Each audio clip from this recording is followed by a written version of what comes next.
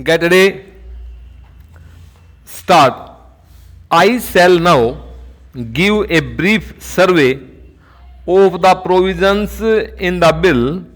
which are designed to encourage investments in productive enterprises to stimulate higher productivity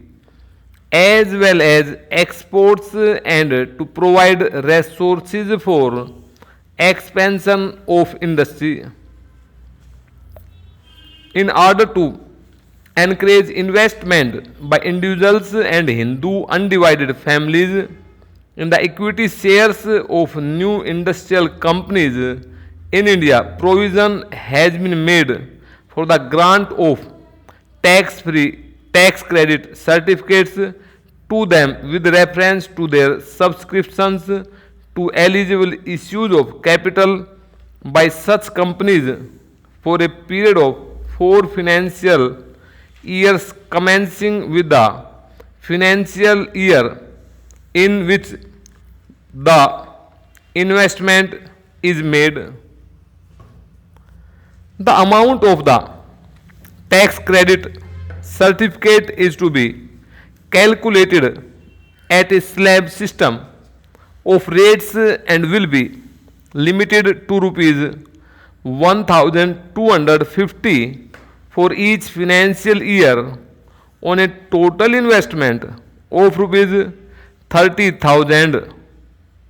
Under the original provision in the bill, only the first subscriber to eligible issues of capital qualifies for the tax credit certificates. Considering the fact that a substantial part of the capital issues made in recent months has had to be taken up and is still held by financial institutions which underwrote those issues, the eligibility for tax credit certificates has been extended to individuals and Hindu undivided families who purchase shares forming part of an eligible issue of capital from an underwriter declared as such in the relevant prospectus. Incentives for increased industrial production as well as for the more efficient use of the capital already invested are provided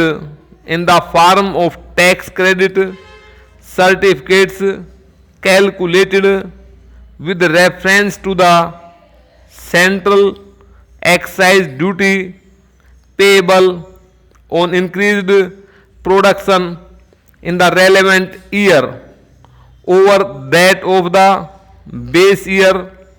and with reference to the additional amount of corporation tax payable by a company